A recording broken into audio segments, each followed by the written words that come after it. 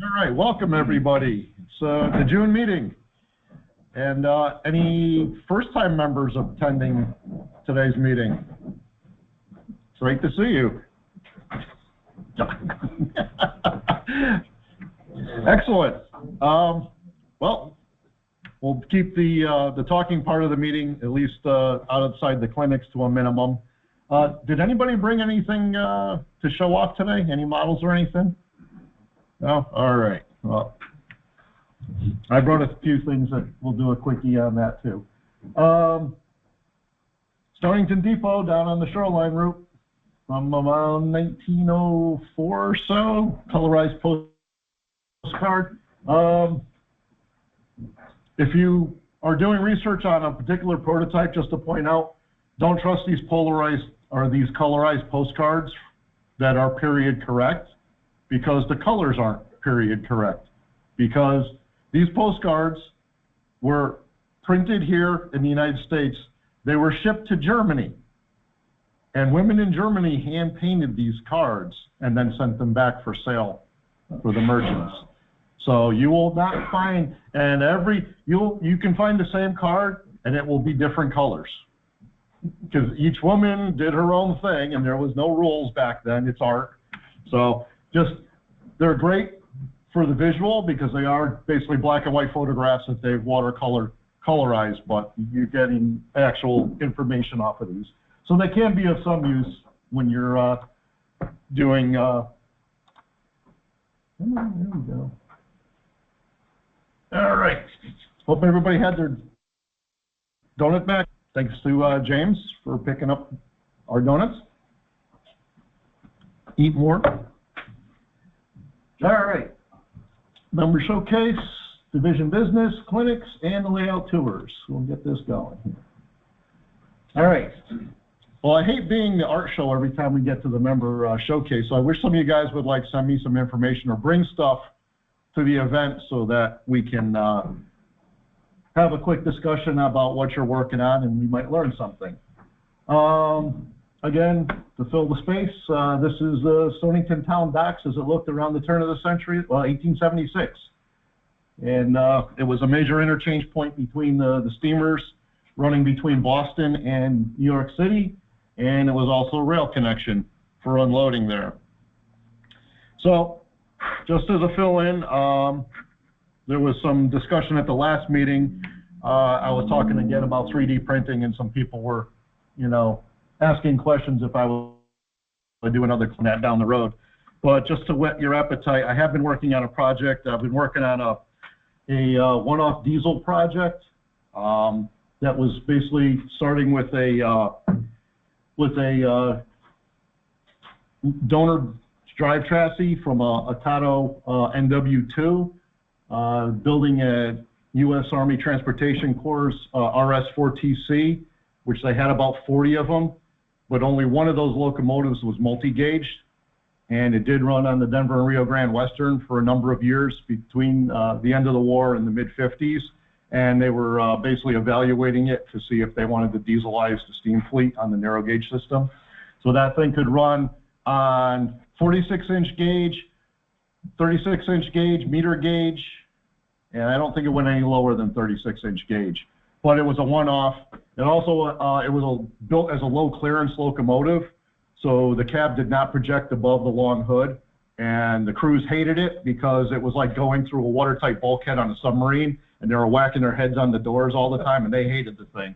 So it didn't last. It didn't. And eventually, when the Transportation Corps took it back, they ended up selling it to the Yukon and White Pass, who the first thing they did was tear the cab off and put a full-height cab on it, so that it was more comfortable for people to ride in.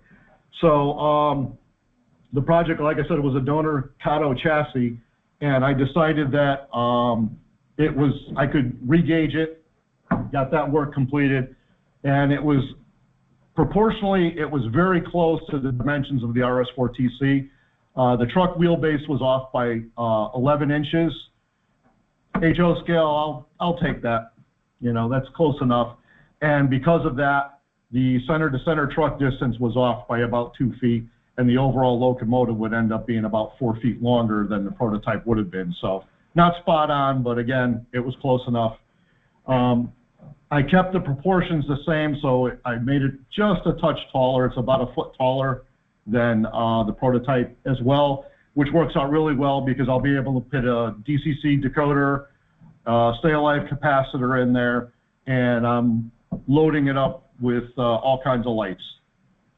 So, you know, usually my fleet is all steam locomotives, so headlights and backup lights, and those were optional half the time anyway. It wasn't the law back in the day. So this was a chance to play like all the modern modelers and build a locomotive with a lot on it.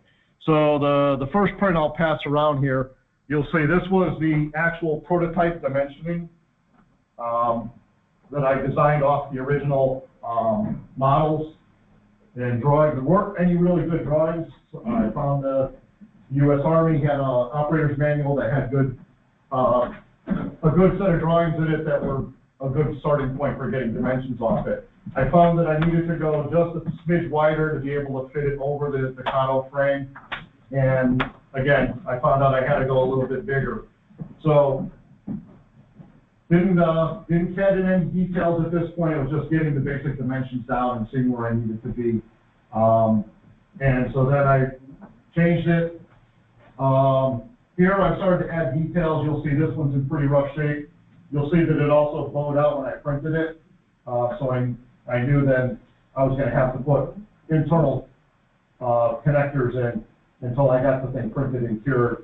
You'll see the plastic's pretty soft, but you'll see some of the detail going on there. This third one was getting pretty close to the final stages now. It had most of the details on there.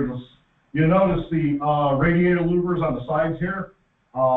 There's a little bit of bowing in them on some of them, so I cleaned it up. They are fully see-through, and then I had brass microscreen that I put on for the mesh that was outside of it, but they are fully see-through. And the top's got grading going on. You'll see that there's some bow in that, and then a few other spots where just the printing I had to adjust sizes and scales and everything to get it to print reliably. I also did some sanding on that. You'll notice on these models there's a very small amount of printing ribs that you just can't get rid of completely when you're 3D printing. So just wanted to see how much fine sanding it would take to get those to lay down where when I put the paint on, you wouldn't really see them anymore. And this last one was pretty much ready to go. I left the internal braces in that were going to get cut out afterward. And this was probably going to be the finished body shell until I was trimming off supports. And you probably wouldn't notice it, but I sure would. I cracked a piece of window frame off down in here. It was literally the last supports I was cutting out of the model. And otherwise, that would have been the finished one. I didn't bring the finished one down. It's laying upside down on my workbench right now with a myriad of LEDs ready to get wired into the DCC board. It's got the headlights, the backup lights. It's got class lights. That locomotive had lighted number boards at the nose and on the cabin, so whichever way they were running, they had lighted number boards.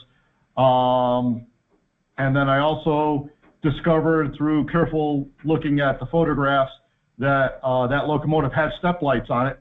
So I've got the step lights wired in now, and I also put a cab light in because with those big cab windows, you're going to see inside. I also 3D printed a cab interior that I was able to get off the illustrations from the operator's manual, and it's got some decals, custom decals that I did too with the gauge packages on it.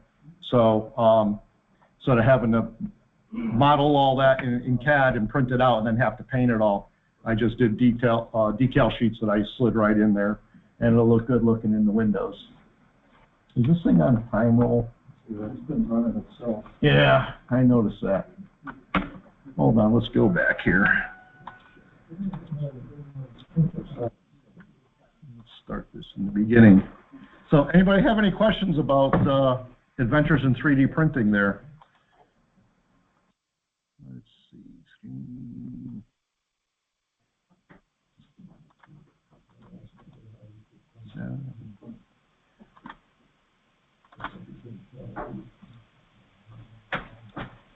All right.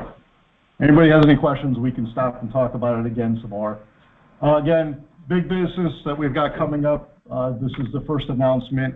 We were approached by the region to work with Little Rhodey and the Hub Division and try host the 2026 NER convention. There were no bids in, so this is coming in at the last minute. But with 3 divisions working jointly, I think we'll be able to pull off a really good convention. We are tentatively slated for Southbridge, Massachusetts, which is just outside of Sturbridge. So it's central to all 3 of our divisions, you know, not a very long ride. So again, one of the things that we'll be looking for from the Nutmeg side is we'll be looking for clinicians, we'll be looking for people to host. Why does this thing keep changing? Host outs for open houses and for ops sessions. So stay tuned on more information on that. Again, the division business hasn't changed a whole lot. It's usually the same things in here. We're always looking for clinicians. Contact Dave Yale. We're always looking for layouts, for layout tours at our meetings. Contact Don White on that. And the next meeting will be August 9th at the Wethersfield Police Station. Again, we like trying to do this rotating around every other meeting, going to a remote part of the division. We're not a big division, but again, it's multi-beneficial. We can get people that are further out. They have a shorter ride every about 8 meetings or so.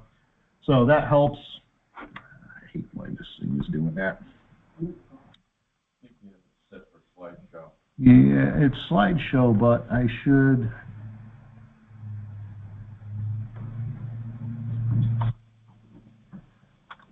I gotta go look at that.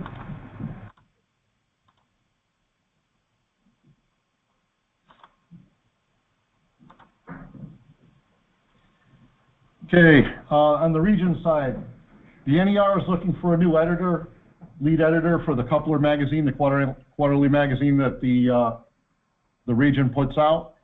Mike Carfaro wants to step down this fall, so he's looking for somebody that would come on board now, and they could work jointly to get somebody up to speed to take over as editor.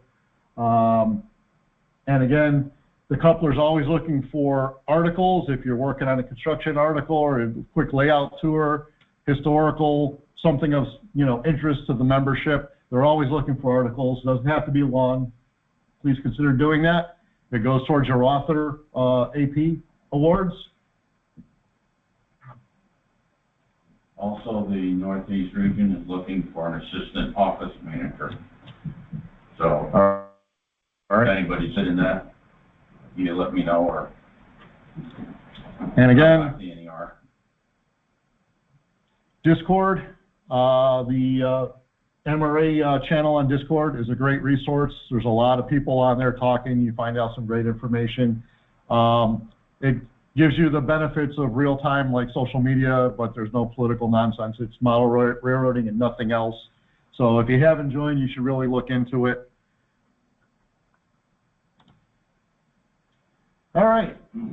We had fun last year with a little mini build-off contest. We're going to do another one this year. We'll do it for the December Christmas party meeting. And this one time we're going to do toy train rehab. So this takes everybody now in any scale you want. Take an old, 70s or 60s car with horn hook couplers and push pin connected trucks and big pizza cutter flanges and all that stuff, and turn it into something you could run on a layout today. You can go as crazy as you want or as simple as you want. You want to cut the grabs off and put, apply grabs. One of the things we want is we want you to put on modern couplers, preferably body mounted now if you get a car with truck mounted couplers, detail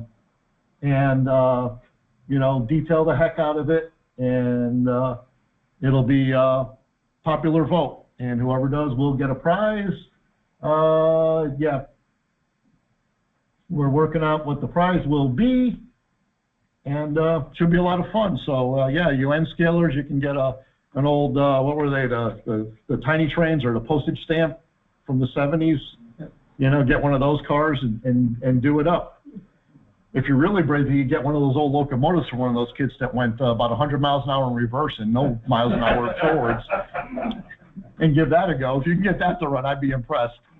But yeah, there's no scale, no size limits. Give it a go.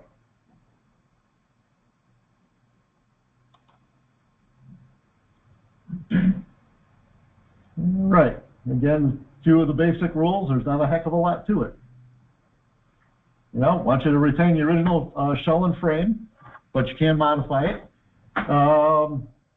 We want it to get as close to NMRA standard weight as you can get it. Must have couplers at the correct height. Would be checked with an NMRA, you know, gauge, track gauge. Must be detailed. So again, put on some real underbody details, you know, maybe add some cut levers, airlines, something that you'd be happy to see rolling on your layout today. And, oh, we have to have a before and after photo for proof, and proof that they're snap-in trucks.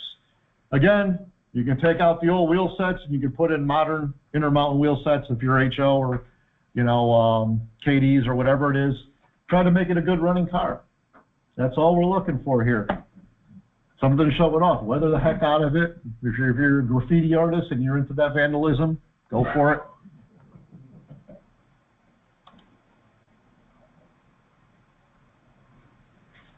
All right, National Convention's in Novi this year. You should already have, you know, registration and all your travel plans made out. It's next month in July.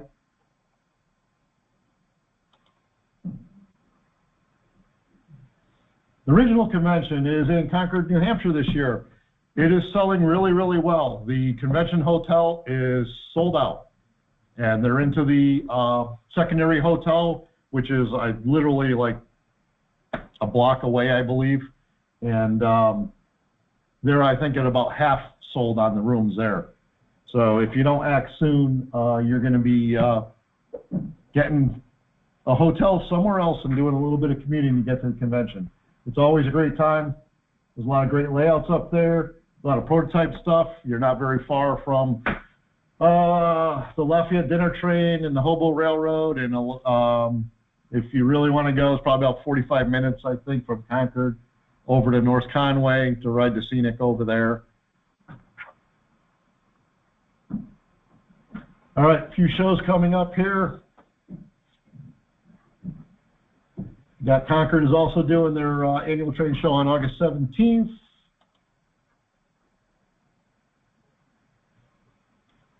New Haven Railroad Convention.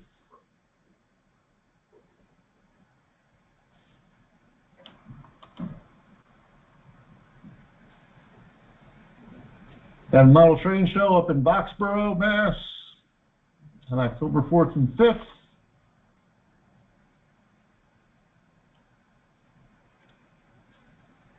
And then we've got the show up here in Dover, New Hampshire on October 25th. All these are always advertised on the NMRA site, so if you want to see a full list, we grab the highlights here. There's a lot more than that show up on the list. There's, you know, some of the Greenberg shows and the train collector shows, so keep that in mind. We have two presenters today, Nate and Jim. They'll be getting ready to go here in a minute. And the layout tours, we have a few today. Nate's going to have his layout open here. We'll learn about that in his clinic. Mike Messick, another fellow narrow gauger down in Mystic. He's got a beautiful layout. It was in the Narrow Gauge Gazette back in 2009. It's almost all fully scenic. It runs very well. I've been down there a few times and brought some of my models down to run and photograph on Mike's layout, because it's a beautiful, beautiful layout. Parking's Mike's. It's a small road, so you may have to wait for other people to get out of there. He's right down by the cul-de-sac, but it's not a very big road. All right, and then Jim's layout here in North Stonington. Actually, he's got multiple layouts here, so please keep that in mind.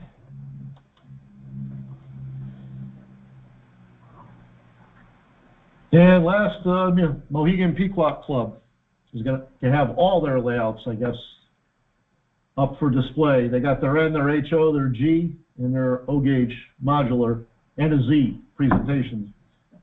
Yeah, so they're busy guys over there, so that's probably a good one to go see at the Tally Ho Mall there. Is anybody here from the club by any chance? Okay. No. Okay. So those are the 4 today. Anybody else out there too?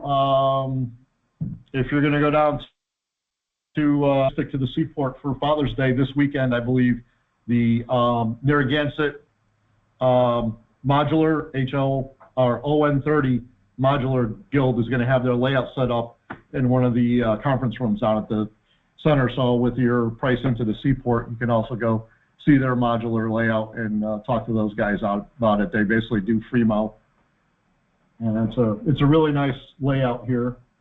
So we'll take a quick break and we'll get set up for the first clinic, and we'll get on to that. Anybody have any other questions about the 3D printing or anything while we get turned around here?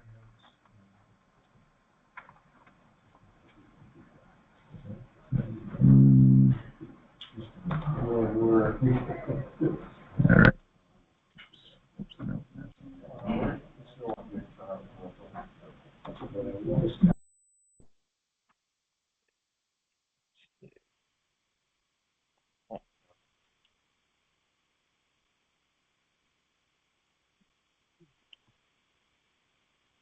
There we go. Good morning, everyone. For those of you who don't know me, my name is Nate Andre, and I'm here to talk to you about my model railroad, the Dismal Creek Branch. Along the way, I'll tell you about my experiences as a rail fan and model railroader, and how they have strongly influenced what I choose to model, as well as how I built my railroad. I'll show you the thought process that went into designing my current layout, as well as tips and tricks on what has, and even more importantly, has not worked out for me, as my railroad has evolved from being a sectional layout that was brought to train shows to its current state as a permanent home layout. I'm going to ask if I could please have you hold your questions till the end of the presentation. With that being said, the best place to start this story is to go all the way back to the beginning.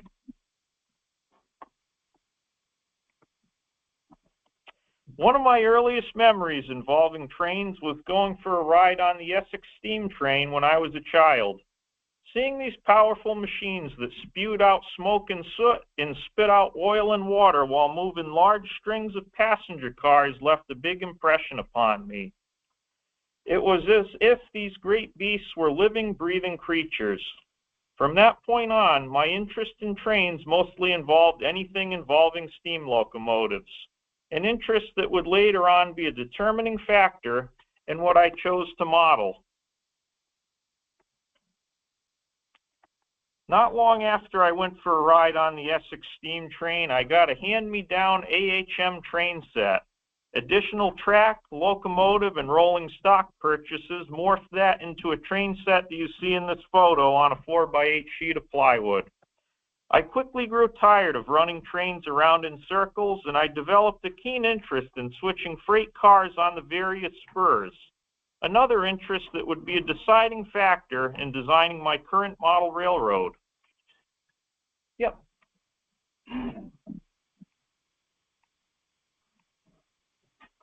Now I'm going to talk about things that have inspired my current modeling efforts. Not long after getting my first train set, my parents bought me a first issue of Model Railroader magazine. It was the June of 1998 issue, and on the cover was a great big steam locomotive crossing over a river on a tall steel bridge. I knew then that I wanted to someday build this scene on a future railroad of my own. I read the article, Modeling the Coal Fork Extension by Tony Coaster, so many times over the years that eventually the magazine wore out and the page started falling out. The idea of running trains like a real railroad and lots of switching operations was intriguing. In addition, the thought of running steam-powered trains through rugged mountain terrain was very appealing to me. Unfortunately, at the time, I did not have the space, money, or skills to build a railroad like this one. As time went on, I eventually developed an interest in cars as a teenager, another passion of mine which has also turned into a lifelong hobby. As a result, I wasn't very active in model railroading between the ages of 16 and 24 because I was busy working on cars and chasing around girls who had very little interest in me.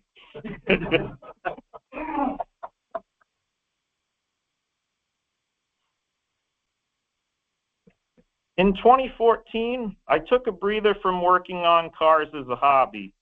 5 years of working on cars for a living had caused my interest in that hobby to recede temporarily. To fill that void, I renewed my interest in model trains. Around this time, Western Maryland Scenic Railroad announced they were going to restore C&O number 1309 to be operational again. After reading the article about it in Trains magazine, I realized 1309 was very similar to the locomotives on Tony Coaster's railroad. I decided then and there that I had to have one of these locomotives. After purchasing several Bachmann Spectrum 2662s, I started to learn more about the Chesapeake and Ohio Railroad while looking for appropriate rolling stock to run with my new locomotives.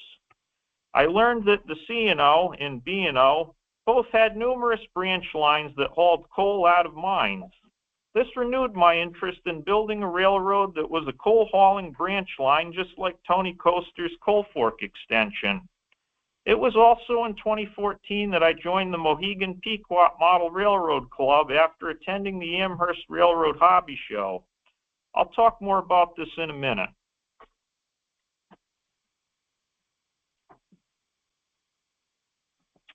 Another source of inspiration was the Chesapeake, Wheeling, and Erie Railroad. While researching coal tipples for a module set I was planning on building as part of the Mohegan Pequot Club, I ran into Tom Patterson's blog. His roster of locomotives and equipment custom painted in realistic, prototypical looking paint schemes will have anyone who doesn't know better thinking that this CW&E is a real railroad. He is also a very talented structure builder with his layout featuring numerous custom-built coal tipples and truck dumps. I find myself going back to his blog and Facebook page often for use both as reference and for inspiration.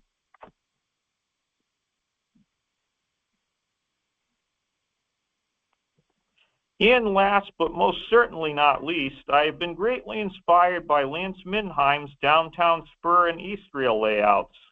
Some of you may be wondering why he is a source of inspiration for my railroad, especially because he doesn't model coal hauling branch lines in West Virginia. So let me explain.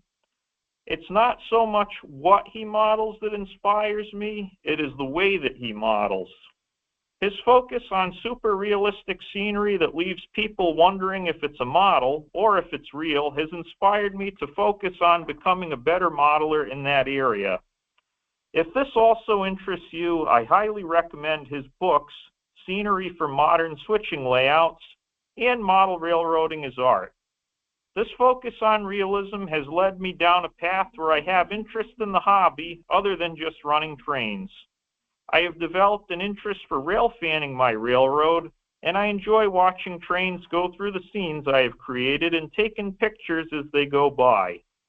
Several other concepts he has championed over the years that have greatly influenced me, including building smaller, simpler, easier to construct layouts, the concept of negative space or scenery-only zones, and the solo operating session, where a single operator runs their railroad for a quick, fun, and informal 1 hour or less operating session. These are all concepts that you will hear me talk about again in upcoming slides.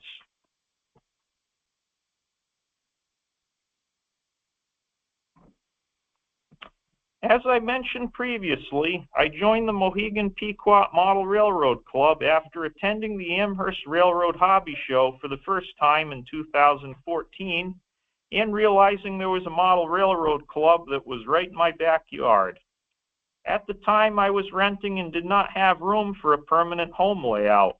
Building modules was a good way to be able to work on my modeling skills until the day came when I could build that home layout. My first module set was 12 feet in length and featured a coal mine on a 3-track spur and a deck girder bridge over a river crossing. The hills filled with super trees in the background were removable and went into separate boxes for transport and storage.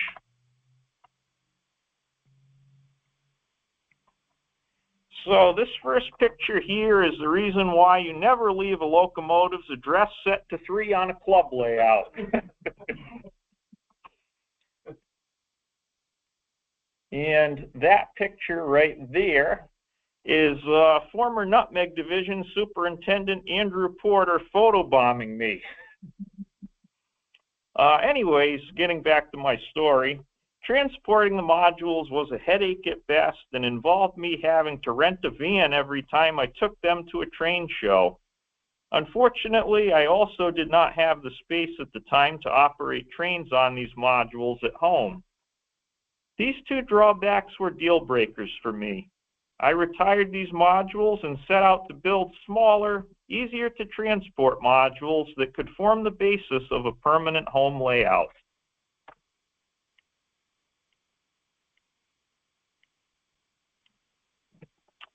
Here is a photo of the first branch track tabletop module I built being displayed at NRPM back in 2018.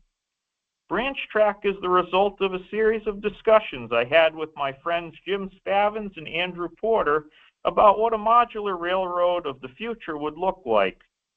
Jim then built the first of many branch track modules.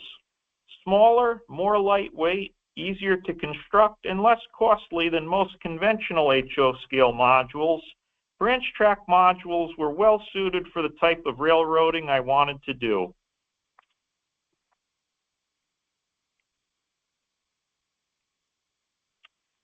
Here are a few photos of Andrew Porter and myself setting up our branch track modules for a train show in Albany, New York.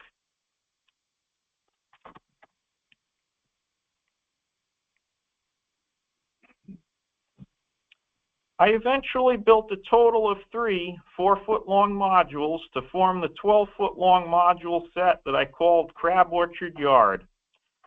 I also constructed an outside corner to connect my modules to Andrew Porter's Elk Creek Logging Company modules. Crab Orchard was built as an interchange yard with 2 stub-ended sidings, one for inbound and one for outbound trains. It also has a runaround track and a 3rd siding that serves a maintenance of way material laydown area, as well as a truck dump tipple. Andrew and myself would hold operating sessions, switching cars and interchanging trains between our modules during train shows.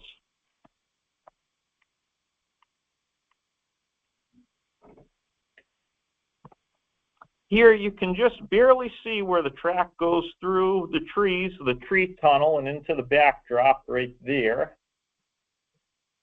And the hidden staging yard is right there. You can just barely make out 2 freight cars sitting on it right there. The branch track modules were without a doubt a success and are a testament to Jim's forward thinking. I knew I wanted to save these modules and use them as the basis of a permanent home layout, but first I needed to decide on exactly what I wanted to build.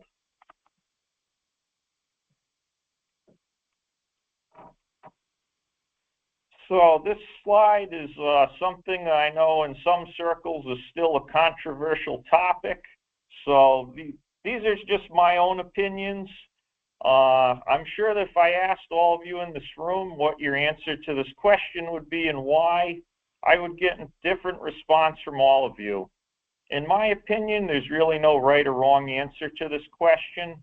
There are many well-done examples of both types of railroads, and you have to ultimately decide what works best for yourself. Let's see. So here's my reasoning for why I decided to build a freelanced railroad. In addition to this, there have been many well-done freelance layouts that have realistic-looking scenes, realistic paint schemes on equipment, and well-researched backstories that have even included system maps and complete histories. Of these railroads, two that come to mind that you may have heard of are Tony Coaster's Allegheny Midland and Alan McClellan's Virginian and Ohio. I knew that if I followed their example and kept everything within the realm of the reasonable and made up a convincing backstory, that I would be able to pull off a convincing, believable freelance layout. That leads me into my next slide, which is developing a backstory, how to make it all sound believable. So here's the timeline I developed for my railroad, the Dismal Creek Branch. In 1913, coal was discovered in the area of Dismal Creek. In 1914, the Baltimore and Ohio Railroad gets a charter to build a rail line to what will eventually be called the town of Mudlick. In 1917, that rail line is completed. In 1918, the town of Mudlick is established. In 1923, a 1-mile extension is completed, which is unmodeled on my railroad, to serve a large mine 1 mile south of Mudlick. In 1952, the Baltimore and Ohio and Chesapeake and Ohio railroads start to become affiliated after B&O nearly bankrupts itself, modernizing its passenger car fleet for a post-war passenger service boom that never materializes. And by 1955, the Dismal Creek Branch continues to prosper. Most of that story sounds quite average for a mining branch, and that is okay. We are going for realism after all. I did try my best to deviate from the real world as little as possible. In fact, for those of you who don't know, B&O did run into financial problems, resulting in an affiliation in 1962 with C&O, who did go on a program to repair B&O's rundown, worn-out equipment. I just made up a plausible excuse to turn back the clock to when this happened in 1952, so that I could happen to run steam while this was going on.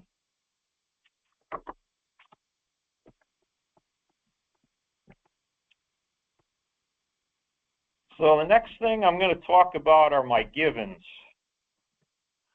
Now that I've decided on an era, a railroad, and even what branch line to model, it's time to think about how to make it all work in the space I have available. Unfortunately, time, money, and space are not obtainable in infinite amounts for most of us. That is okay, though. As long as you are being sensible and you realize you can't have it all, then you can still design a railroad that will give you many years of enjoyment. Let's break this down into a term popularized by John Armstrong called givens and druthers. Givens being constraints that the railroad must exist within. These can be self-imposed or physical restraints. Druthers are a wish list of attributes that have to fit within the restraints, or givens. Fortunately, I've already talked about most of my druthers and what inspired me to choose them. For the givens, I simply have to look at my layout space as well as anything that to me personally is a hard no. So there's the list of my givens up there. And next, we'll talk about the druthers. Here's a list of my druthers. Most of my givens were self-imposed. With that being said, most of them are preferences and almost could be passed off as druthers. The good news is I'm not actually giving up as much as I thought I had to. As long as I'm willing to make some reasonable concessions, I can achieve all of my druthers. And with that being said, that's enough big picture philosophy. Let's talk about something a little more concrete, like deciding upon specific scenes to include on my layout.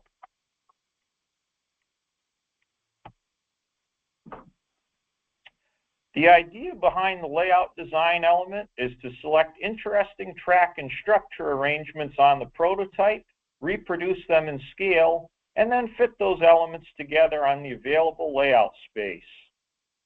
I'm sure this is probably a quote many of you have read before by Tony Coaster. With this key concept in mind, I decided to work on fitting the following layout design elements onto my railroad.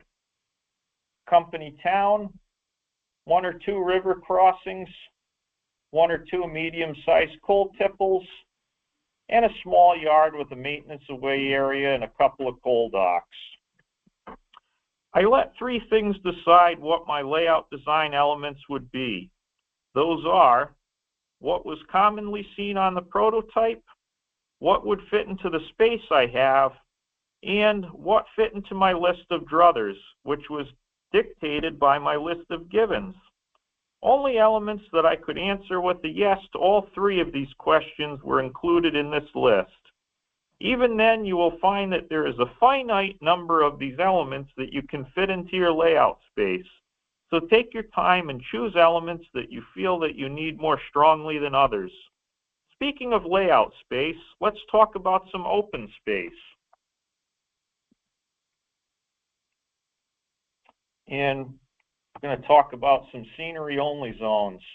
In the real world, open spaces generally exist between and separate areas that have greater track and structure density. Incorporating these scenery-only zones separates our layouts into distinct visual areas and tricks the eye into thinking the layout is larger than it really is. That's a quote by Lance Binheim. The good news is some layout design elements are scenery-only zones. I still had to add some additional scenery filler between some of my layout design elements. Fortunately, 1950s West Virginia was dominated by forests, so gave me some instant scenery-only zones to separate scenes and give the illusion of distance. I understand that it takes an incredible amount of restraint not to want to fill up every square inch of your layout with track and buildings. But if you want to build a layout that doesn't feel like the entire thing is one big run-on scene, establishing scenery-only zones is a must. And that gets me to the track plan. I spent a great deal of time working on the track plan for the Dismal Creek branch. At first, it was actually the Wood River branch, a modern-day freelance Providence and Worcester branch line. Some of you may remember this as what I was at the time building when you came to take a look at my layout back in 2017. I was then thinking about building a replica of Tony Coaster's Coal Fork extension as it would fit into my space available. However, I quickly decided against it because I did not want to hand lay all the curved turnouts.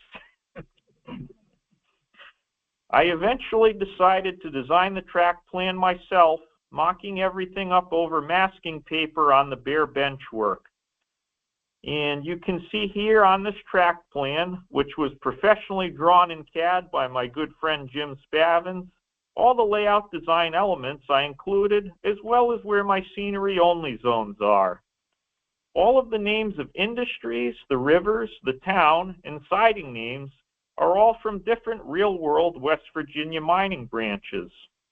Another thing worth mentioning is to let the real-world prototype track arrangements guide your track plan. Many of the track arrangements for my truck dumps and coal tipples were inspired by ones from the book Appalachian Coal Hauler by Hugh and Ed Wolf. This book goes into great detail on how real-life coal hauling railroads ran their mine runs and local freights. So now that we have a track plan, I need to develop a roster.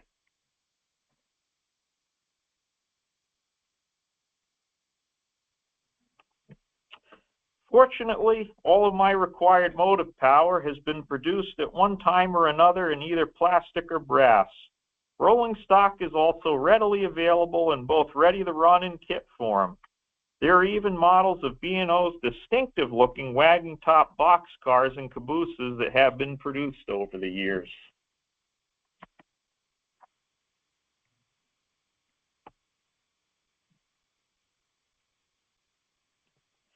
I started off by prepping the finished room in my basement by painting the walls a pale sky blue color. I then added shelf brackets to the walls to support the hollow core door benchwork.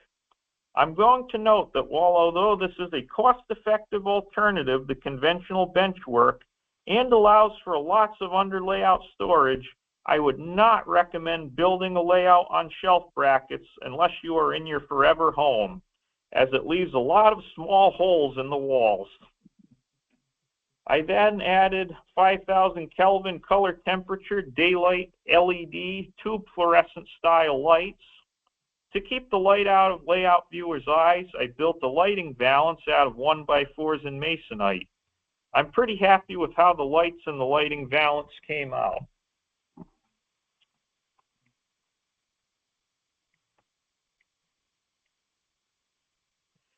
I painted the lighting valance and fascia flat black to give a picture frame appearance. I then added commercially available trade show skirting under the fascia to hide my collection of car parts and layout building materials. And as my girlfriend pointed out to me last night while I was doing this presentation for her, also to hide my powder coating oven for car parts.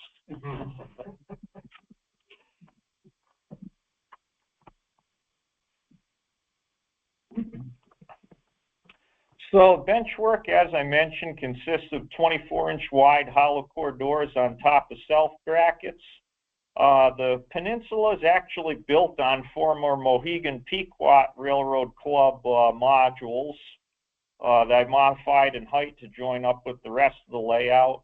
And roughly half of the layout is built on retired tabletop modules. The half of the layout that was not built on former tabletop modules uses 3/4-inch plywood on top of risers for sub-road bed.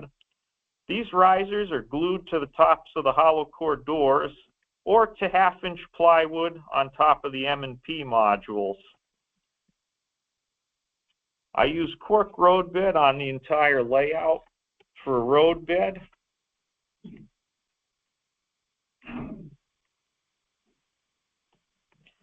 Landforms are made using foam boards stacked in layers to the height needed.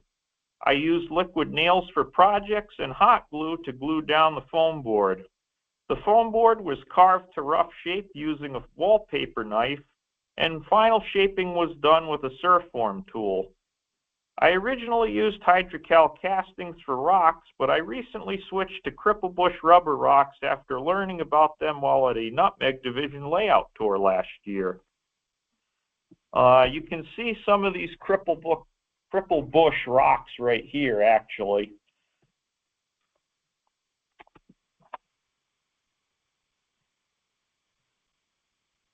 My layout's using an NCE SB5 Smart Booster for command system, the Wi-Fi Trax WFT30 Wi-Fi module.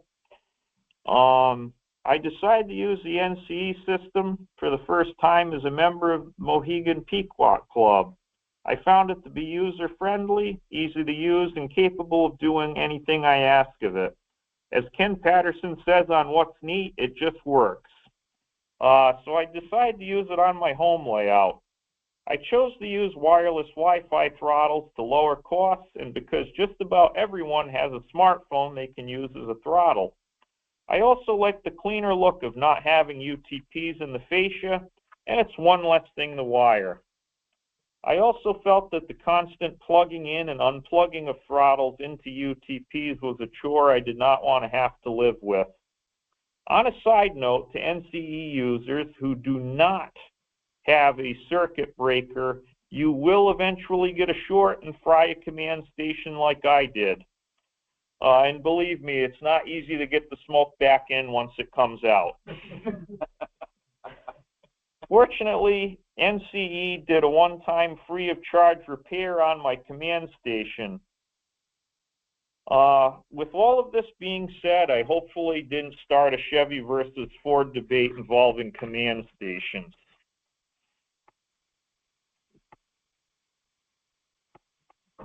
I chose to use microengineering track because I feel it is the most realistic looking commercially track available out there. The reason I chose to super detail all of my visible track and scenic areas is because I was inspired to do so after seeing Lance Minheim's realistically weathered and detailed track. I am of the opinion that track is a model too, and that making it look as realistic as possible enhances a scene. I decided to use Code 100 track in my hidden staging yard due to the available of cheap, used Code 100 track. For scenery, using a scenic base of Sculptamold over the foam board to form a hard shell, then using grout to simulate dirt, using Scenic Express natural rock ballast. All the trees on the layout are Scenic Express super trees, and all the bushes and scenic mats are from Martin Wellberg Studios. Lance Minheim's and Pelle Soberg's super realistic layouts were a big source of inspiration for my choice of scenic materials and techniques. The goal I aspire to is to make scenery so realistic that when a scene on my layout is photographed, the person viewing said photograph asks, "Is that real or is that a model?" I am definitely not there yet, but I am working towards that goal. The materials and techniques used to build scenery are always constantly changing and improving. That's why I'm planning on facelifting the scenery on Crab Orchard Yard, which is actually the scene right here, in some point in the near future. I know I can improve upon the work I did in the past in that area of the layout.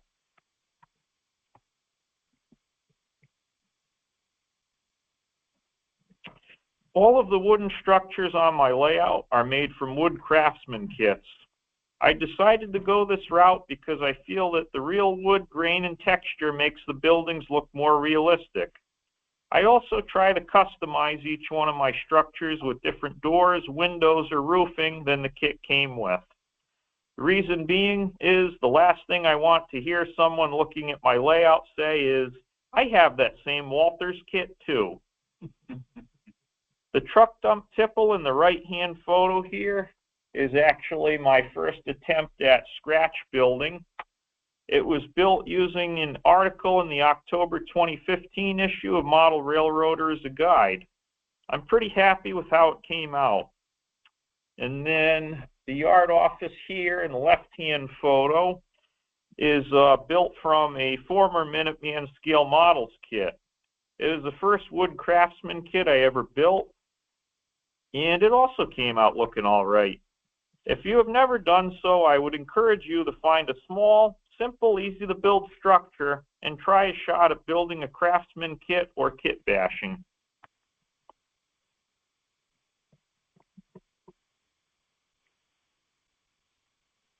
And now it's time for the 2-cent tour of the layout.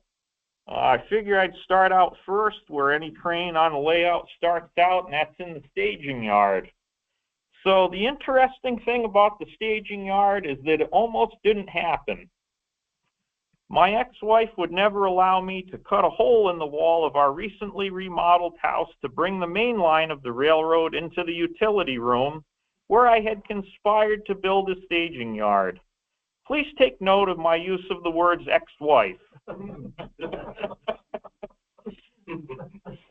Long story short, when we split up and I bought the house from her, the first thing I did was cut the hole in the wall. And there is the infamous hole in the wall right there.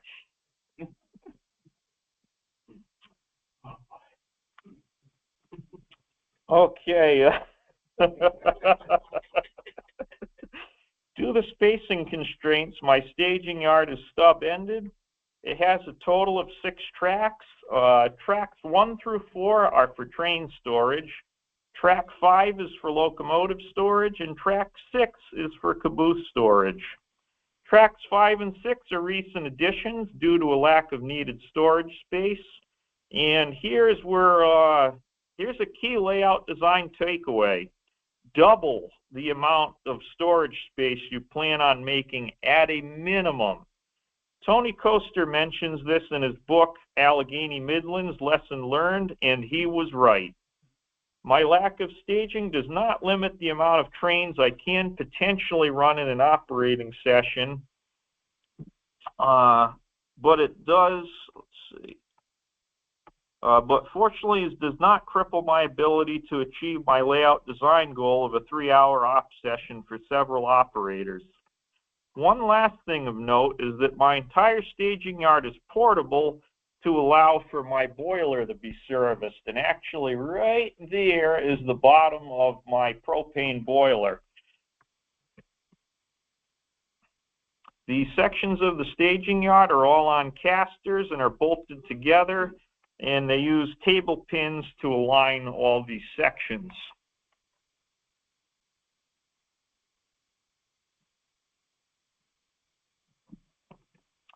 I needed an entrance for my hidden staging yard onto the layout. A tunnel to hide that entrance was a perfect solution. It not only hides the entrance to staging, but is also a common sight in Appalachian railroading.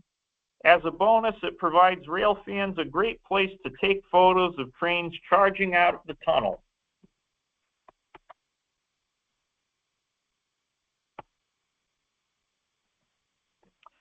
Small truck dumps, referred to as coal docks, were a common sight on coal hauling branches. Small mining operations would haul coal by truck to a ramp over the track, or in this case, a small conveyor, to load 2 to 3 hopper cars per day. Derby siding is a typical small pulpwood yard where pulpwood was trucked in and offloaded next to a small spur. The pulpwood is then loaded into purpose-built bulkhead flat cars, called pulpwood cars, where they would be sent to paper mills to be turned into paper. This scene was originally built on a 4-foot-long tabletop module, but I quickly determined that the pulpwood pile, you can see a little bit of the pulpwood pile right there, it's actually made out of real pine sticks, and I quickly determined that unfortunately the module was way too fragile to transport the train shows.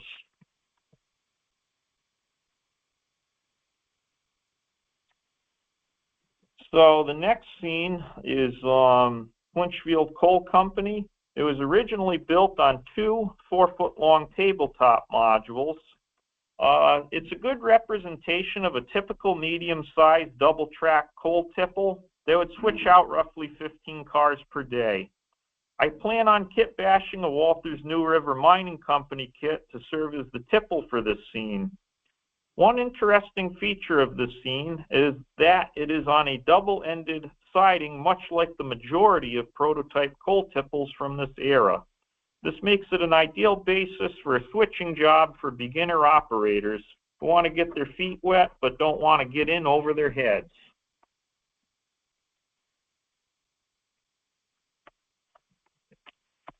Serving as a scenery-only zone between the Clinchfield Coal Company and Crab Orchard Yard, Piney Creek is a typical scene of a single-track plate girder bridge crossing over a lazy, slow-moving creek. This scene also helps achieve one of my layout design givens of having multiple river crossings. The scene of the fishermen standing at the creek's edge while the locomotive goes by creates a great scene for photo opportunities.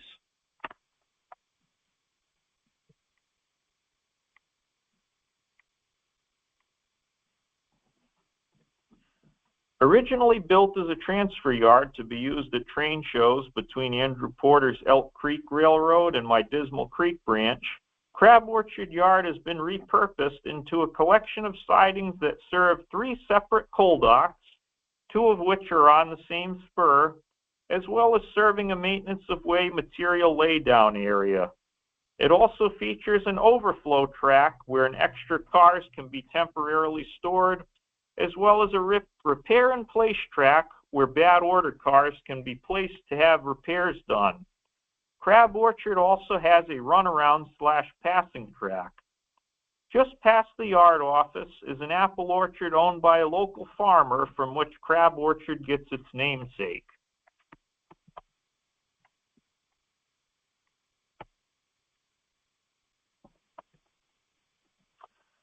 The crossing over Dismal Creek will eventually be made over a double-span 70-foot deck girder bridge. This scene was a must-have scene from my earlier discussion about Gibbons and Druthers, as it was heavily influenced by the cover photo in the June of '98 model railroader.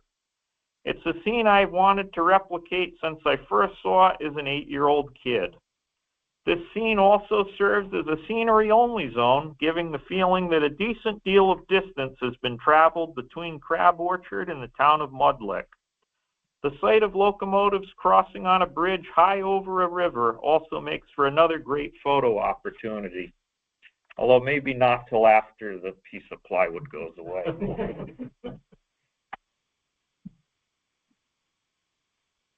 And here's what's going to be the future town of Mudlick. Mudlick is a company town that was built in the 19-teens and is built almost exclusively using wooden structures. Mudlick will feature a team track and freight depot on their own dedicated spur, which is going to be right about back there. And it's also going to have the Dismal Creek branch's only passenger station, allowing for me to have an excuse to run a local passenger train. The town itself has a company store, a church, and many houses in addition to the aforementioned industries. Across the peninsula and served by a set of tracks that go into the distance, is going to be right here, is the Island Creek Coal Company tipple. Island Creek Coal Company tipple is another typical medium-sized coal tipple that loads roughly 15 cars per day.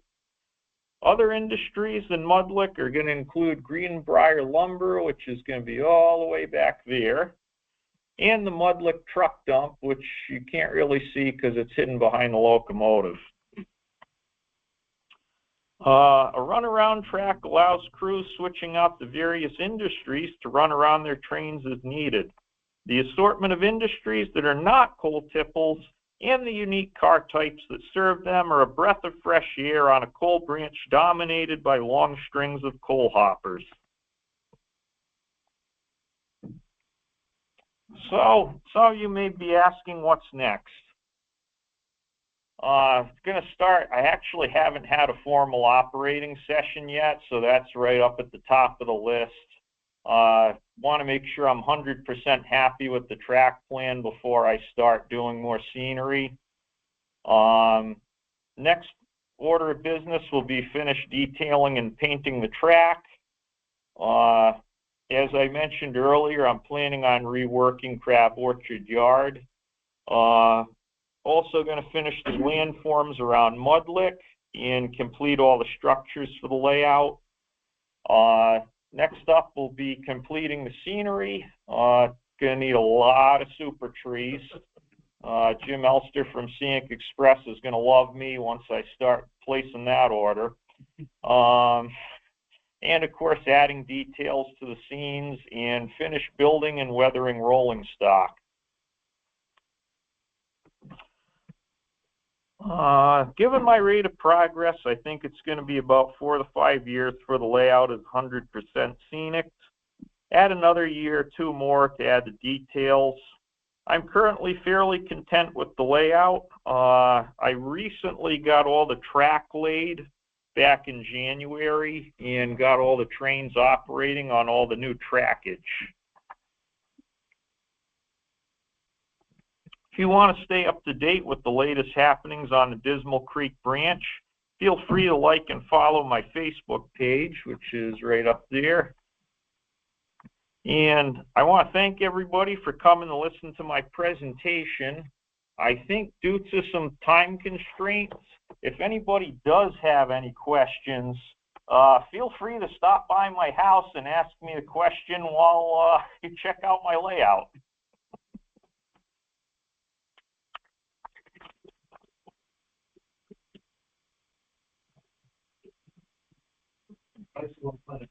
Thank you. Thanks, Jeff. Good job. Okay, we'll go switch here.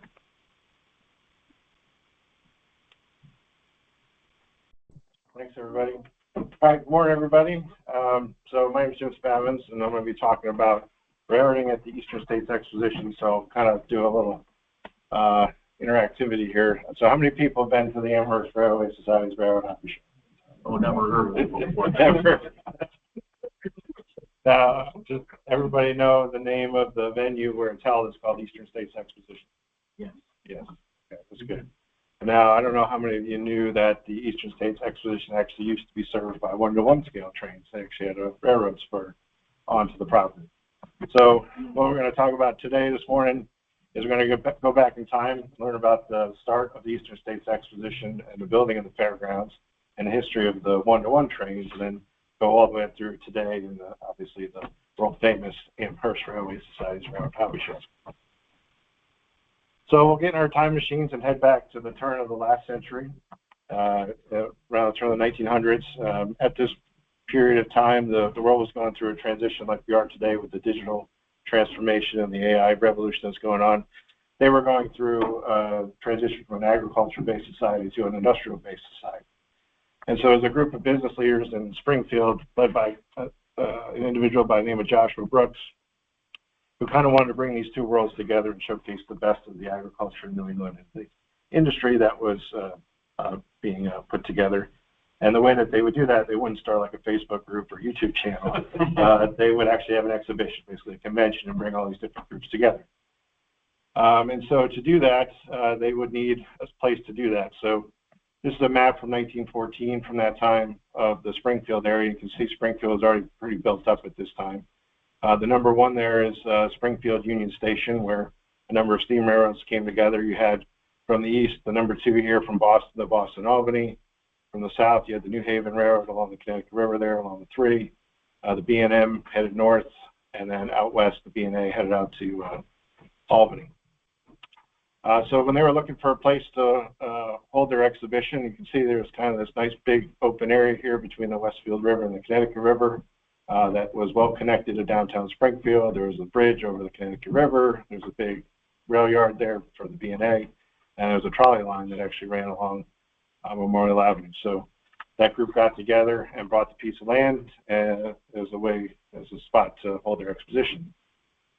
Now, to generate some more interest, they could actually raise the funding to actually build their exhibition. They said, we need to have a big event in Springfield. And so at this time, out in the Midwest, one of the largest agriculture shows in the country was something called the National Dairy Show. And they happened to be wanting to look for a place on the East Coast to expand their operation. So the folks in Springfield got wind of this, and they got on a train and headed out to Chicago and pitched Springfield, Massachusetts as the next location of the Great National Dairy Show. And legend has it that Brooks was so charismatic and convincing that Springfield was awarded the 1916 National Dairy Show. So with that secured, they started raising a lot of funds, and so in early 1916, they got to work and actually started building the fairgrounds. And for anyone who ever deals with construction nowadays, this is kind of an amazing project. They awarded the contract to build the Coliseum on April 8th of 1916. And spoiler alert, the National Dairy Show was October 7th, and it was done, which is amazing. And you can see the technology they were using at the time. And what's even more impressive was that this was actually, at the time, the largest indoor arena in the world that was being constructed. So this got a lot of national press when they were building this. Now, turning our attention to why we're here today is the railroad side of things. It wasn't until August of 1916 they got their permit to build a rail spur on the property. And it didn't come without its own controversy. There was a lot of neighbors who weren't that thrilled with it, but the Hampden County Commissioners approved it in the middle of August of 1916. And what they did is they built the spur from the big B&A yard, which as you go to the show, you see on your right when you're coming down Memorial Avenue. And they built that grade crossing across Memorial Avenue, which probably most of you have driven over. It came down to a switchback that went across Gate 9, down along the lagoon, where like the big yellow slide is now. Made a big right turn where the Boundary Building is now. Went along what's today the Young Building, the Stroh Building, the Coliseum, and then what they called Machinery Hall back then, which is now C-Bar. And so with that, they had their rail spur and they were ready to open up for the big dairy show. And interestingly enough, the whole operation kicked off with a special train charter from Iowa. They actually brought a special train where they got all the breeders and exhibitors together and they picked them up along the way. They put on cattle cars and along with the passenger cars, and they went from Iowa up to Chicago, across the upper Midwest, up through Buffalo, and then ultimately down to Springfield. When they got to Springfield, they had a big parade, so all the people got off, and they had, brought them by car over to the Coliseum. At the same time, they cut off all the cattle cars and brought it over to the Coliseum and had a big event to open up the venue. And so by all accounts, it was a huge success. They got hundreds of thousands of people came, got lots of attention, and so they were off to the races. And what we know today as the Big E was born. And so the next year, in 1917, they launched what was at the time called the Eastern States Agriculture and Industrial Exposition. Again, trying to marry the agriculture side of New England along with the new industrial capacities of the area and showcasing the best of that. And so even back then, this was a pretty big event. And again, at the time, there wasn't a big interstate highway system or lots of trucks to actually get things there. So the rail spur was a big part of the logistics of putting on the exhibition. And so it was, if you were an exhibitor and wanted to bring things up, you could actually have things shipped up to the event. This was an exhibitor guide I found on eBay from 1922, and all the information if you wanted to ship your exhibit up by rail in there. So the spur actually had a name. It was called the East Road Spur because the streets in the complex actually have names. So the road behind the Young Building, Stroh Building, is called the East Road. So they called it the East Road Spur. The Boston and Albany at this time was the operator of the spur. And they charge you a lofty $3 to switch your car in and out of the fairgrounds, and 84 cents for every ton that you had in your car. One interesting note: if you had a less than carload shipment, an LCL shipment, the Railway Express Agency actually set up a temporary office on the fairgrounds in what today we know as the Better Living Center. You could actually have your stuff shipped there, or send it down to Springfield Station. They would ferry it over to the fairgrounds. So just to get a sense of what would go where when it got to the fairgrounds, obviously starting on the agriculture side, livestock would be one of the key things that would be shipped in. And this would typically, those cars would be spotted at what today we know as the Young Building, which is actually the second building on that footprint. The original was called the Cattle Barn. It was taken down in 1978. And then the Stroh Building, which we are in today with the show, was called the Horse Barn. So typically livestock would be shipped there. You could send it up a couple of different ways. If you just had a single chicken you wanted to ship up in an LCL shipment, you could pay a few bucks and get it up there. Or if you did have a whole carload of animals you wanted to bring up to sell, you can send a carload. And one of the interesting things is that there were other expositions going around the country, so they actually chartered trains between them. So for example, the week before the Big E was the New York State Fair, and they'd run a charter train of the exhibitors down to here. And then after this, I think it was the Maryland State Fair, so they would go down to that afterwards. With all that livestock there at the event, they needed to feed them, have bedding for them during the actual event. So you could buy your shavings or your feed and have it shipped to the fairgrounds. And this would be sent. There was actually, before the Mallory Building was built, there was something called the Forward Services Building right there on that curve that would typically process all this. But in addition, it would also be shipped right directly to the Young Building and the Stroh Building. On the industrial side, a big part of the show out east of the Better Living Center used to be called the Farm Machinery exhibit. And so there was a passing siding with a loading dock there that it would typically bring those types of pieces of equipment on. You can barely see it here on the screen, but there's actually a boxcar out there behind all the machinery exhibits out there at the loading dock on the grounds.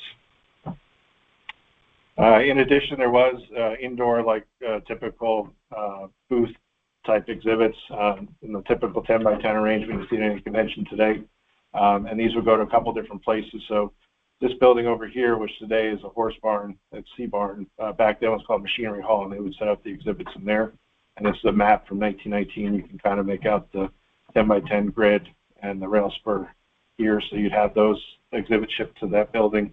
And then also, again, to the loading dock, if you're going to the, they used to call the Industrial Arts Building, it's now the Better Living Center. And then finally, as I already mentioned, the Railway Express Agency was set up in the Better Living Center, so you could have LCL shipments shipped there. Now, to give you a sense of just how busy this was, I mean, this is still a pretty big event years ago. These were the car switching operations actually make front page news in the local paper. So in 1921, you'll see the Boston and Albany switched out 69 cars in 12 hours in and out of the grounds to get all the exhibitors in. You know, in 1929, they had 250 cars. In 1932, it started to come back down to 140. So you can see it's quite a bit of logistics moving in and out of the fair. So this would kind of be a fun thing to go see. At least I would like to go up there and see it. And the way we could get up there is we could take the train from here and head up to Springfield. And like I mentioned, there was a trolley service over to the fairgrounds. So the solid black lines was the routing of the Springfield Street Railway at the time, and the dashed lines here are the steam railroads. So we could get off at Springfield Union Station, head up north across the river, and then back down along the Connecticut River, and ultimately to the fairgrounds along Memorial Avenue. And again, there would typically be hundreds of thousands of people coming to this event, so they wouldn't just drop you off in the middle of Memorial Avenue. They actually built a trolley station on the fairgrounds.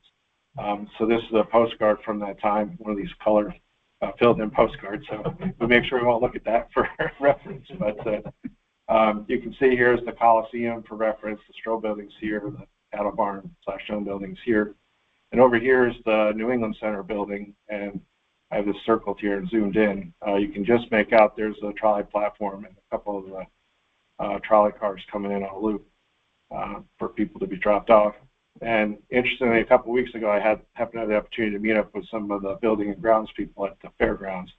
And in their office, they have a big map from 1930 of the fairgrounds, and they actually had the drawings of the trolley loop, which is pretty cool. And so you can see there's a double track main line out on Memorial Avenue and a couple of the return loops either heading out to Westfield to the west or back to Springfield to the east here. And there was actually a couple staging tracks there to deal with the peak hour of people getting in and out of the fairgrounds. This is a picture of some of the trolleys outside of on Memorial Avenue, and this is actually the Better Living Center. It looked a little bit different back in the day. You'll see there's actually a cupola roof on it, and there were windows which have now been bricked up. You know, so it looks a little different today, and we'll see some photos a little later on of those details of the railroad building of it. So now that we're here, it's obviously a big event. The railroads are there, they know this, and so someone in their marketing department said, hey, we can take advantage of this, and we could showcase our latest and greatest services we have to offer to the general public. And a lot of railroads took advantage of this and actually set up displays on the spur. And so one of the first ones was obviously the operating spur of the Boston and Albany, and they were bringing their latest and greatest steam locomotive technology and show it off on the spur. So for your bearings here, this is a picture from 1930, and this is a brand new Hudson J2A from the B&A. Right back here, this is the top of the Stroh building, and this is the cattle barn, like I said, which is the predecessor to the Young building. And this was like a decorative ornament that kind of connected the two buildings. And if you go out there in the parking lot today, you can actually see where that's cut off on the Stroh building today. So it's kind of a neat thing to think about, these big giant steam locomotives right behind where we have the show today. They would also bring a lot of different passenger equipment, so different coaches and Pullman cars and things like that. But one of the more popular things they had set up for a number of years was an RPO card. So the West Springfield Postmaster would actually open up and you could mail letters, postcards right from the fairgrounds. And so one of my neat finds on eBay here was a stamp from one of the fairs. It says RPO car, exhibit car from Springfield, Mass. from 1929. And that was ironically heading out to Springfield, Illinois, from Springfield, Massachusetts. In addition, the Boston Albany's parent railroad, the New York Central, also took advantage of the spur on a couple of occasions. Around the same time period was the 100th anniversary of the start of the New York Central Railroad and the steam operations. And so they built a replica of those early steam locomotives and would transport around to various events. And so this is one of those, the DeWitt Clinton. And it's some pictures of it the week before. It was at Springfield at the New York State Fair the year, I think it was like 1931. It was there. And interestingly, this still exists at the Henry Ford Museum out in Detroit. One of the more oddball railroads that showed up was from the southeast, was the Seaboard Railroad. They would also bring up displays kind of related to the agriculture side of things. They were trying to promote people heading down, ride the train down to Florida. And so they would bring up fish and shrubs and actually set up a booth inside the Better Living Center to show that off, as well as try to get people, to take the train down and enjoy the winter down in Florida. So kind of the early snowbird service down to Florida. So I thought that was kind of interesting. And of course, we can't talk about a Southern New England event with railroads without talking about the behemoth of Southern New England railroading, and that's the New Haven. They were also there for many years there as well. They would bring a lot of different equipment, steam locomotives, passenger cars. They would also bring up electric locomotives, which I found kind of interesting from the shoreline. And there's a picture of some of those cars sitting behind. Again, this is the Stroh building here. This is the cattle barn, which again stays the Young building. And they would also set up a booth inside the Better Living Center to promote everything. And based on my research, they actually get the award for being the first exhibitor to actually display a model railroad at the venue. In 1927, they had an exhibit layout they built to kind of showcase their new gravity yard technology for Cedar Hill, which is being built, some of their signals and overhead catenary system works. And so it's basically a 3-rail Lionel layout that they built. And so they brought it around in different places, but one of the stops it made was up to the Eastern States in 1927.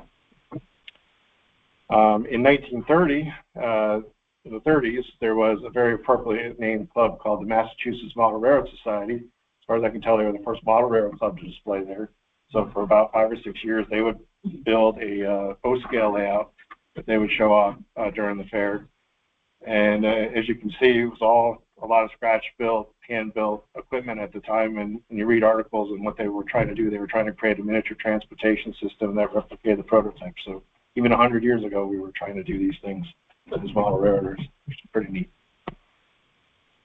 So moving ahead to the 1940s, obviously probably everyone here knows your world history, knows a little World War II breaking out. And so at the time, a lot of things were being given over to the war effort. And one of the things that happened was the U.S. military commandeered the Eastern States grounds for use as for use by their quartermaster corps, which is like the supply chain and logistics groups. And so there's not a lot of records for obvious reasons about what happened during the actual war years, but these are some pictures of when the Eastern States folks got the building back, and you can see the Coliseum filled to the brim with all kinds of different products and materials. Mostly it was textile products. So I can only speculate that it was probably a pretty busy location at the time during those war years. Moving ahead to the 1950s, the grounds were obviously given back, as I said, to the Eastern States, and so they started the fair again in the late 40s, and Spur kind of went back to its normal operations from the earlier years. And this is also the best documented as far as pictures go in this era.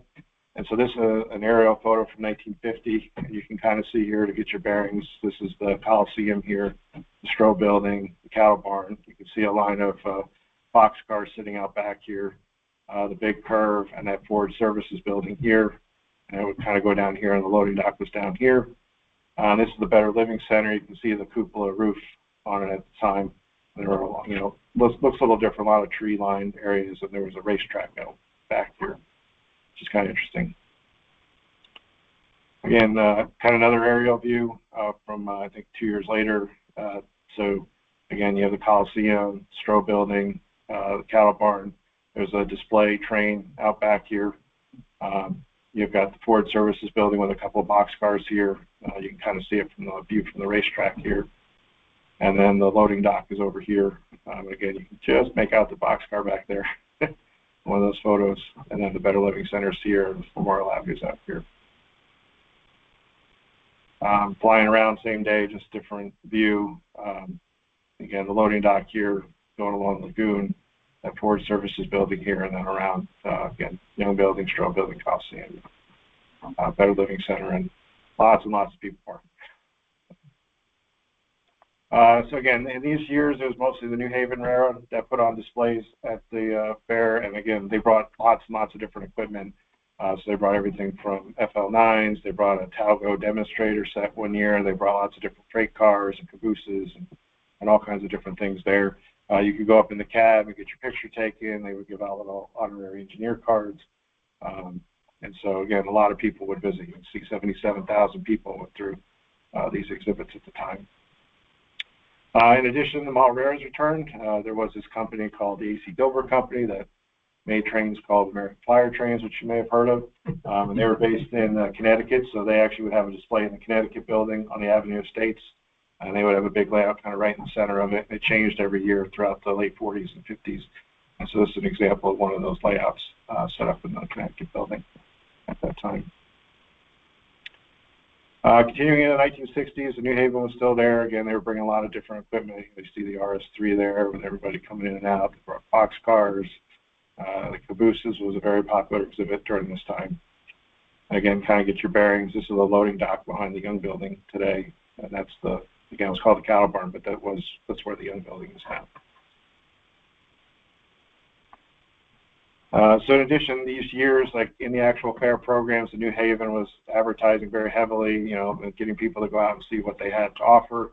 You know, you see here it says, don't miss it, full size, gorgeous, natural color of the New Haven Railroads. Train is open for your exhibit on the East Road Spur. And there it was in the 60s. So this is one of the years they brought the FL9 up. Kind of happy one of the guys from the Amherst Club found these color photos like about a couple months ago. So pretty excited to see these and appreciate him sharing them with me. And then obviously, again, probably got a lot of people who know the railroad history know the mid to late 60s wasn't a great time for the New Haven. So one of the first things that got cut from their budgets was the marketing budget. So they stopped their displays around the mid 60s. And then in the late 60s was when, this is a picture from 1968, was when the front of the Mallory building was built. This is where like the Dry Hill Club sets up their layout during the show now. And you can still see they were bringing in a lot of hay and feed and things during the actual event. They built a new Forward Service building, which has since been taken down over here as well. And this happened to be the last year of the racetrack out in the back. The final years of the Spur was in the mid-70s. These were the last known displays out there. So 1975, the Boston and Maine brought their bicentennial units to the fair. And so they had those set up out behind the Young Building. You can see they had the number 200 there. And then the exhibit car was also set up so people go in and check that out. And then the very last one was in 1976. Amtrak actually brought up their brand new Ampli cars to show off their new equipment and hopefully get people to ride their trains from Springfield down to New York as that service started in 1977 from that era. So as best I can tell, based on conversations I've had with a lot of people up there, 1978, as I mentioned, was the year they did a big rehab and they knocked down the cattle barn and built the Young Building as we know it today, and that's when the Spur got taken out and was removed from the property. But around this same time period, there's this little upstart club you might have heard of called the Amherst Railroad Society, which was having a train show that was outgrowing its space up on the campus of UMass Amherst, and we're looking for a new home.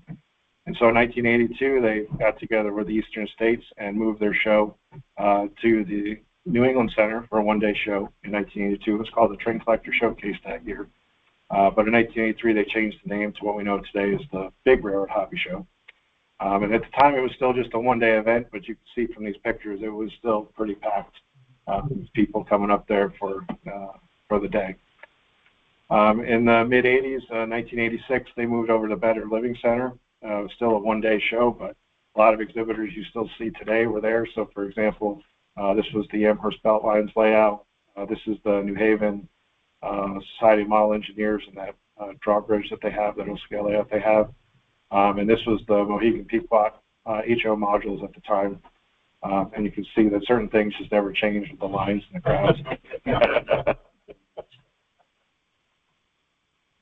This is just kind of a map from 1988 to some of the stuff from the show. You can see just, again, I think 1980 was the year they made it a two-day show, but still packed building just for that event.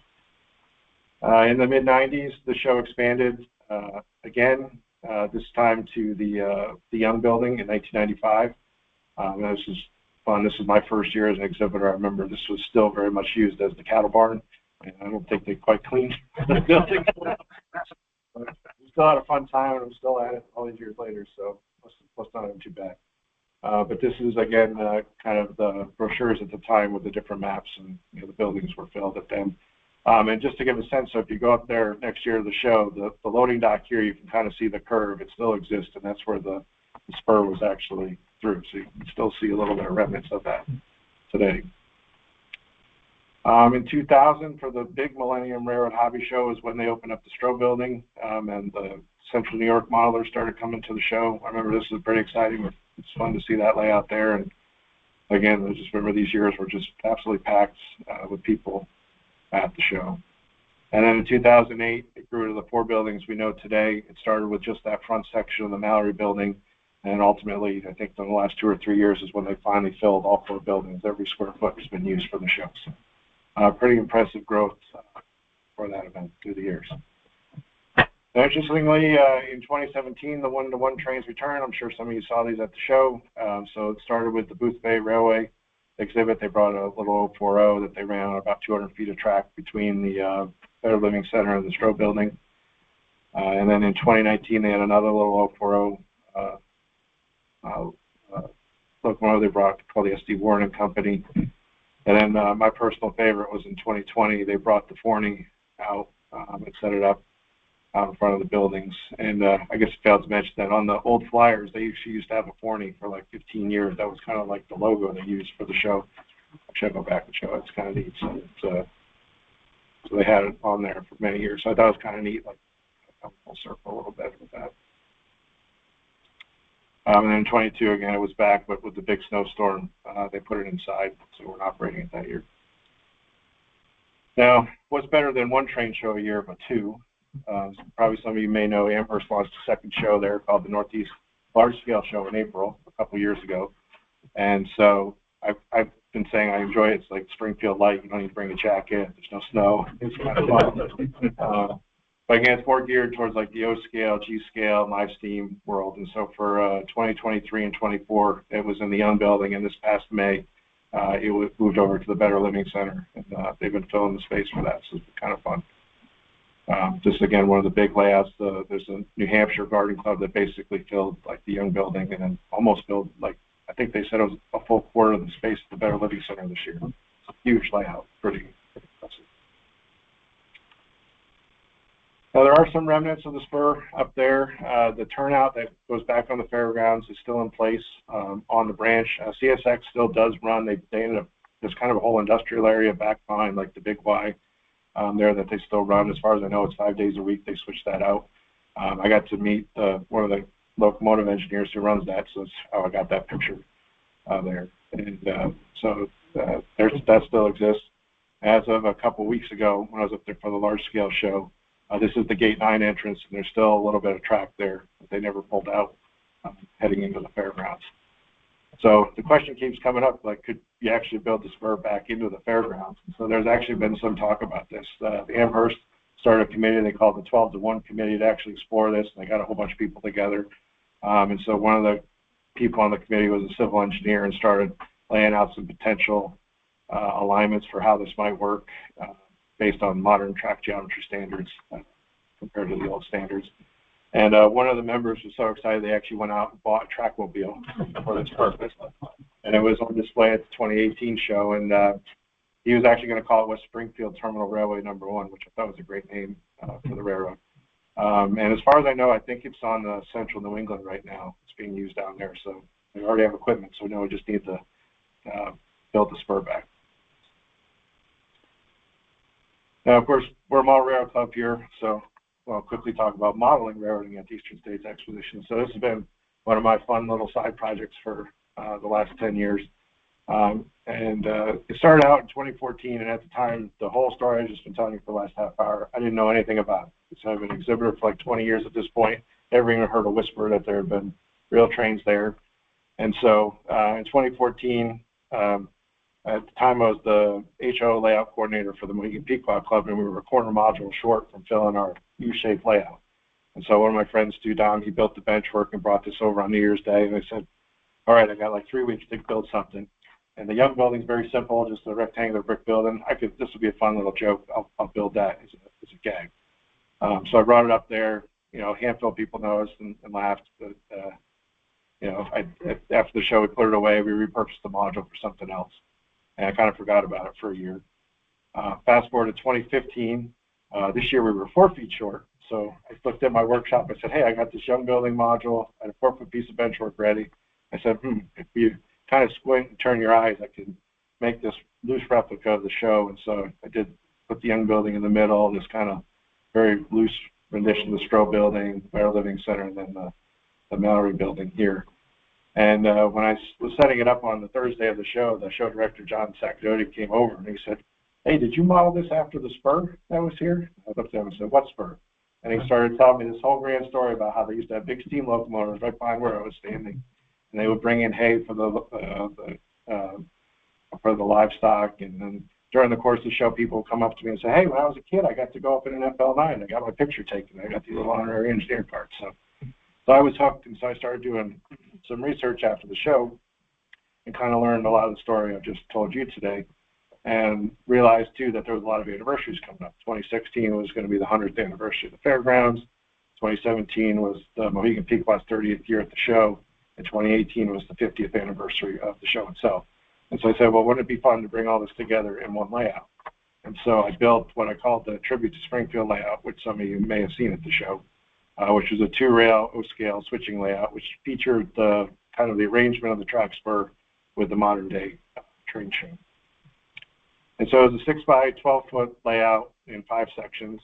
And again, it kind of featured the arrangement of the spur with the Memorial Avenue crossing, an interchange track with the switchback, one of the fairgrounds, the Gate 9 entrance, the loading dock, and then a big turn over to the Young building. And the idea was you set up a couple cars on the interchange track here, a locomotive here, a car here, and then 2 cars at the Young building. And the idea was to switch those out as quick as you can and get the loads there for the big train show, right? And it's a kind of deceptively simple track plan. It would actually take about a half hour to get through it because you had to kind of get some certain moves right to make it work. If you got stuck, you had to kind of undo it and go again. So it was kind of fun. So here's some pictures of it. At the time, this was at the 2017 show. So the Memorial Avenue is back there. The interchange track's here. The Gate 9 entrance is here. Loading dock, a big curve around, and then the Young building here. As well. And just kind of some more detailed pictures. Here's the crossing. I put a billboard out there that I can actually change out the sign for each show, and then some of the signage out on Memorial Avenue heading in, and of course the traffic heading into the fairgrounds. This is actually, ironically, one of the most popular things people would notice is first actually built them all the toll booths there. So after everyone complained about paying for parking, they come over and say, hey, look where I just overpaid something.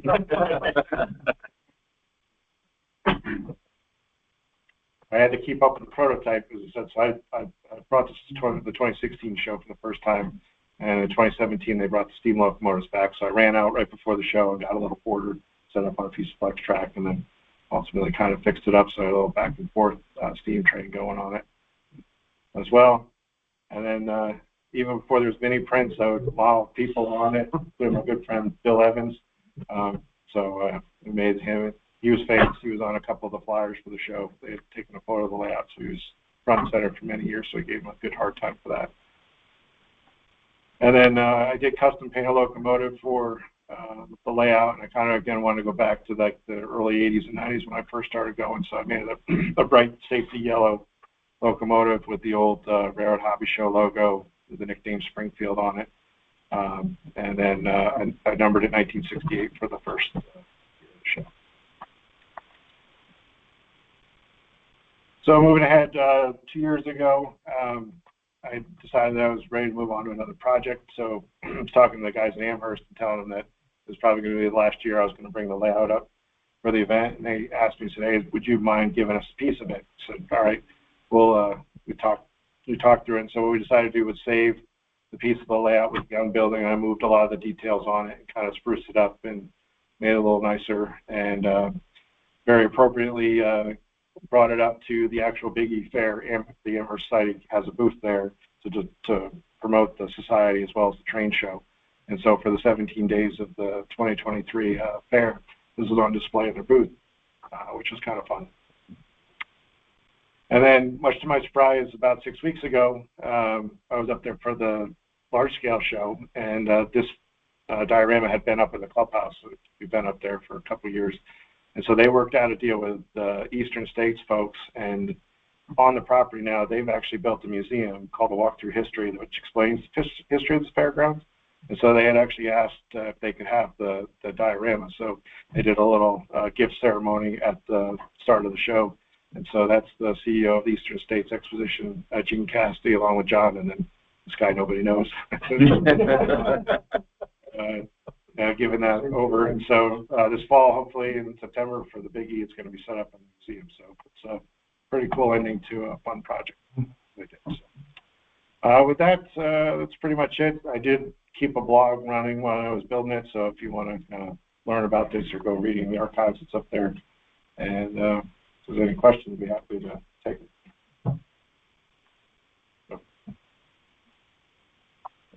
Is the Springfield show the largest in the country, to your knowledge? I think it is. I know they market it that way, but I'm sure it's one of the biggest. Big one. Yeah, Train Fest is pretty big. I know some of the world's greatest hobby they have on tour. They have some numbers that are in that range, but certainly my favorite. Yeah. You mentioned the RPO service. Was that the railroad service or trolley service? The RPO, well, they just set up the car in the grounds, and then I think they would actually send the mail by truck out. But it was just they had a suggestion.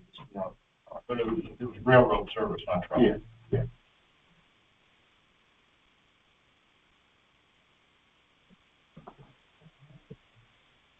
Good. All right.